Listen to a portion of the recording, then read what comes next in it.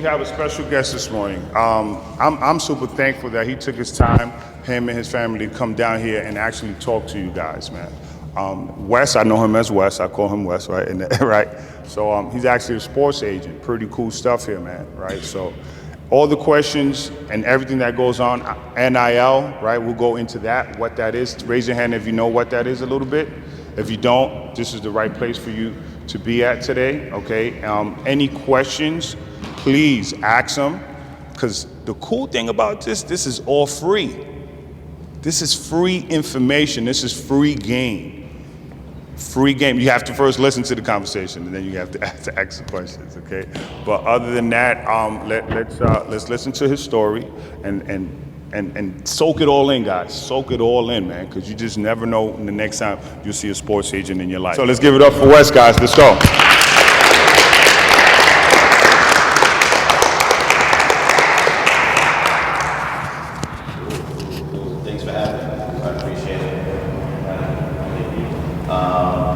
I'll tell you guys about NIL first, and you can ask me any questions about that, sports agency in general, athletes. I get to do the questions. And then I get to ask as many questions as possible. First, how many want to be professional basketball? How many, actually, let's take it back for a second. How many people want to get paid to play basketball? It's a little different than being a professional, right? Because back in the days before 2021, the only way you can be paid to play was play overseas, play in a semi-professional league here, play in the G League, or play in Apex, which is obviously the NBA. For that, you couldn't get paid at all, right? And so if you were in college, you weren't supposed to get paid. They paid for room and board. That was essentially it. You had something called boosters, which were people that went to the school, the college that you go to. They weren't supposed to give you any money, but sometimes they might slide you a couple dollars, make sure you were able to get the sneakers you wanted, pay your phone bill, anything else you wanted to. But outside of that, if you took any money from them, you weren't able to play college basketball anymore. You weren't, as they call it, amateur anymore. You became a professional, and then you had to go and try to get paid. But in 2021, because of some lawsuits, came up with the O'Bannons. You guys probably have never heard of the O'Bannons. You probably heard of Ed and Charles O'Bannon. Yeah, way before your time. What they actually did, because they had college basketball games or college football games, video games, where they would use your image or likeness. They would use your image or likeness in the video game, but wouldn't use your name. So what's your name? Brayley. Brayley? Okay. So Brayley, they would use your game. They would use your image. They would use your number. What number do you use? What's your favorite number? 10. 10. All right. So they would use 10. They use it looked just like you, but they wouldn't use your name. And they would put that in the video game and not pay you. So the O'Bannons was like, no, you're not allowed to do that. As most civil lawsuits, they didn't necessarily win, but NCAA settled out with the idea that they were acting as essentially some kind of, cartel, right? And so with that, they came up with this idea that still colleges didn't want to pay for play. So, but we will pay you for your name, your image, and your likeness, which is what NIL stands for. So now they're going to pay you for your name, your image, and your likeness. But what does that mean, right? And so that could be endorsement deals. So before, if you were an NBA player, overseas player, G League player, you can get a Nike deal, you can get a Foot Locker deal, you can get a car deal. You can leverage social media. I know all you guys are on social media now. So you can leverage social media to get deals, things of that nature. You come to someone like me and I will get all those things for you. But now in college, you can actually go about getting that without being a professional. So now you have the Bronny James making a ridiculous amount of money on NIL. You have the Angel Reese making a bunch of money with NIL. But the problem is everyone thinks name, image, and likeness are just endorsement deals, right? Because you raised your hand, right? So you know what NIL is? Just endorsement deals? But it's not.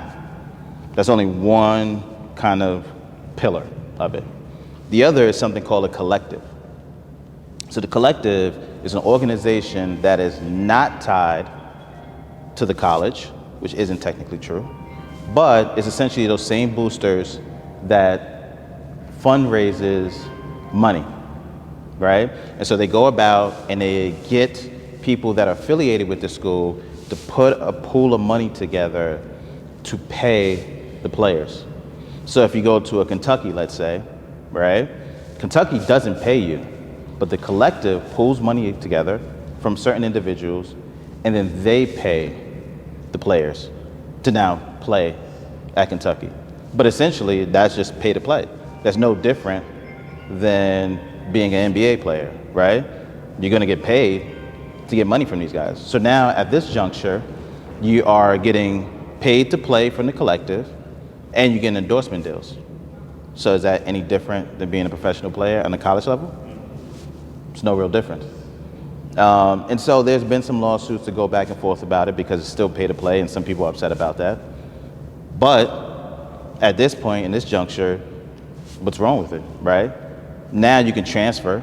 Free agency is pretty much every offseason because you can transfer and you no longer have to sit out a year. Before, you had to sit out a year. Now you don't have to anymore. They pushed back on that, one, because of COVID. They allowed people to transfer because of COVID, but also because the coaches will come in and recruit you and then decide, right, I'm going to leave. And they don't have to sit out a year. So after a while, once again with some lawsuits, the players no longer have to do that as well. So now, every offseason, you can decide to enter the transfer portal, go talk to coaches, go talk to these collectives that are associated with the colleges, negotiate your contract and your money, negotiate your NIL deals, and get paid. You don't necessarily need an agent, though you should have an agent for the actual endorsement deals. But when it goes to getting the money from the collective, you don't need an agent for that, though it might be helpful. But you can use your parents, you can use your friends, etc. The only time you definitely need an agent is when you decide to step out of that and you're looking to be an NBA player, you're looking to be a G League player, you're looking to be an overseas player. You want someone to negotiate that. You want them to be NBPA certified, or you want them to be FIBA certified. FIBA governs the overseas market. NBA governs, NBPA certification governs the NBA and the G League market. I'm certified in both. To be NBPA certified, I'm not dating myself, I've been doing it for a while, so at one point they just do an extensive background check your references, see how you're affiliated, how you came into this world. Now you have to take a test. To be FIBA certified, you do have to take a test. Unless you're NBPA certified first, then you talk to the FIBA organization, and then you can find a way in. When you become FIBA certified, you got to take a test in one of the designated locations, which are twice a year. One is in Switzerland, so it's an opportunity if you fly to Switzerland, or it's a different location within the States. Sometimes it's Colorado, sometimes it's Miami. They pick and choose and move it around every year. And yeah, NBPA offices are located here, actually in Midtown. They used to be up in Harlem, but they decided to move it to Midtown. They have an amazing basketball actual gym that if you're part of the union, you can always use. Work out, get right. They got food there for you. Awesome experience. I go there at least once a year. Yeah, that is it. You had a question. Oh. Sir? Oh.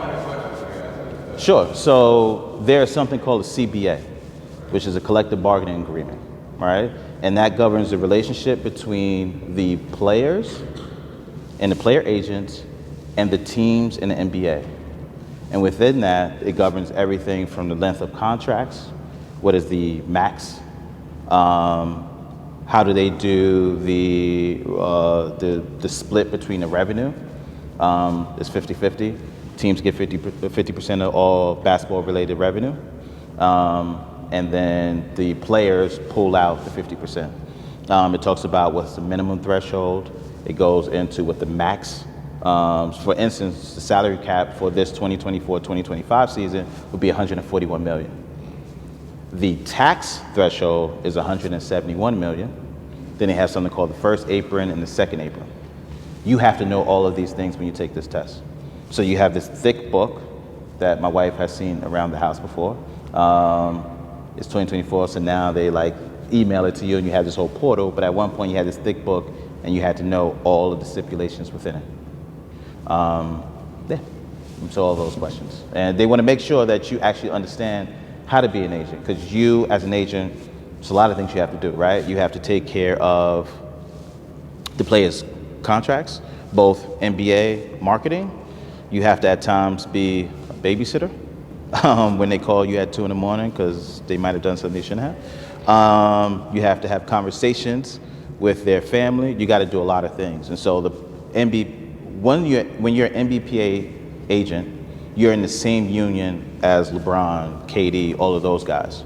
And so they need to make sure that you are following all the rules to take care of those guys. So that's what the test is. Yeah. So I got into the game working with Ben Gordon, who used to play for the Bulls, etc. Charlie Villanueva, who still work with. G League side, Devontae Bandu, who played at Baylor, won Sixth Man of the Year at the Big 12. Right now I got a guy on OKC Thunder, G League affiliate, Kong. A lot of my guys play overseas in different locations, Ja'Kai Taylor, etc., who also played for the Nets G League. So it's a whole slew. I can go over those with you later. Yeah.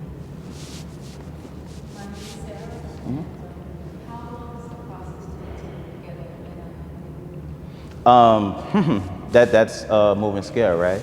How many of you guys watched the Kentucky and Oakland first round game?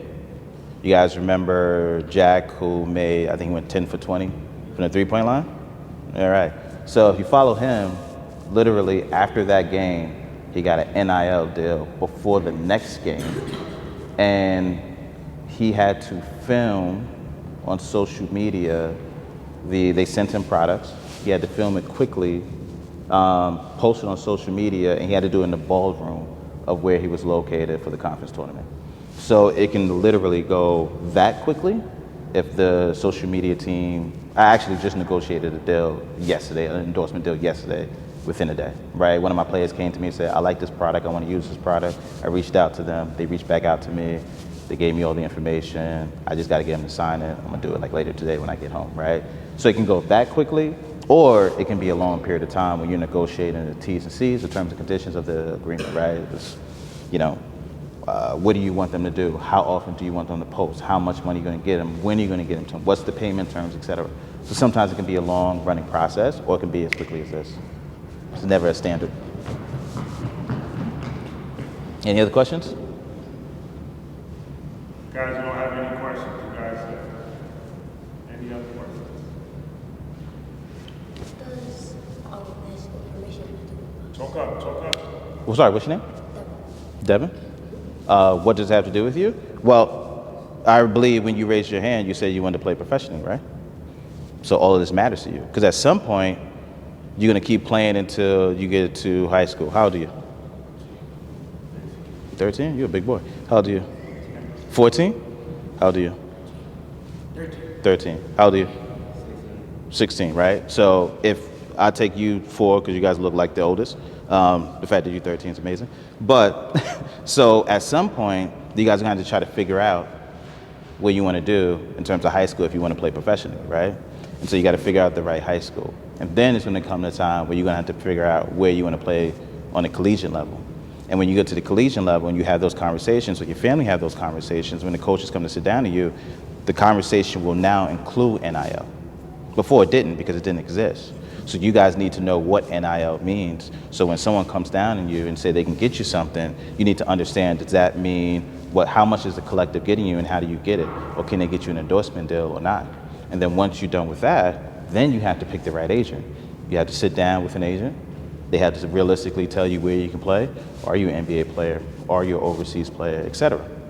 Maybe you will, maybe you won't be. But you need to understand all those things and have those conversations. And as you get older, especially when you're leaving college and you're becoming a pro, it's going to be on you. It's not gonna be in your parents anymore, right? And you got to make the right decision that's based on what you need in life and where you want to take it. So that's why all this matters to you. Any other questions? So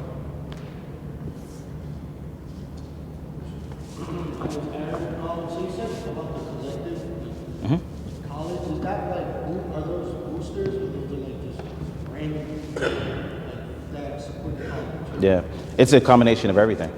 So it is boosters.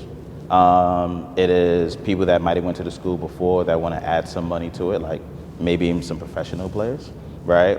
They would never put their name to it, so you never know. But who's to say KD isn't playing into the collective for Texas, right? You never know those things. So they won't say who it is, but it's mainly boosters. Yes, it is. Yeah, it is. And mainly because the collective is tied to the college. Even though they say they're not, because they're not supposed to, but they are, right? And so when you sit down with a college coach, they're going to tell you how much they get in NIL. And they only know that if they're tied to the organization and the collective, because they can't talk about how much Ruffles are going to give you or whatever, I just said that because I was thinking, I worked on a Ruffles deal most recently, but kind of chip company is going to pay them, right? So yeah. All right, any questions? Anyone else? This is it.